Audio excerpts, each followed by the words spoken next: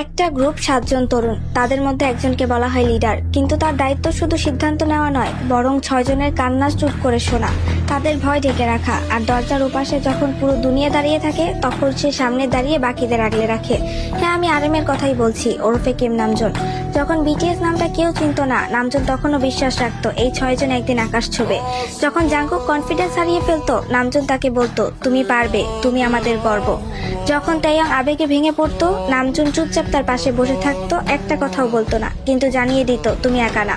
যখন জিন নিজেকে অবমূল্যায়ন করতো, সে বলতো তুমি শুধু হ্যান্ডসাম না, তুমি আমাদের ব্যালেন্স।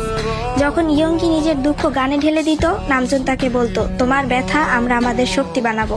হোসেওকের ভয় যখন তাকে থামিয়ে রাখতো, নামজুন ছায়ার মতো তার পাশে দাঁড়াতো। আর জিমিনের চোখে যখন অশ্রু আসতো, নামজুন এক ভাইয়ের মতো তার পাশে গিয়ে তার হাত ধরতো। সে কখনো নিজের কষ্টগুলো দেখায়নি, কারণ তার কাছে লিডারশিপ মানে সবার আগে নিজেকে নয়, বাকিদের গুরুত্ব দেওয়া। নামজুন শুধু লিডার না, সে 6টা হৃদয়ের গার্ডিয়ান। তার সেই নিঃশব্দ নেতৃত্ব আমাদের শিখিয়েছে আলোর নিচেও একজন মানুষ থাকে যার নিজেরও আলোর দরকার। সে বিটিএস এর লিডার না, সে বিটিএস এর ভিত।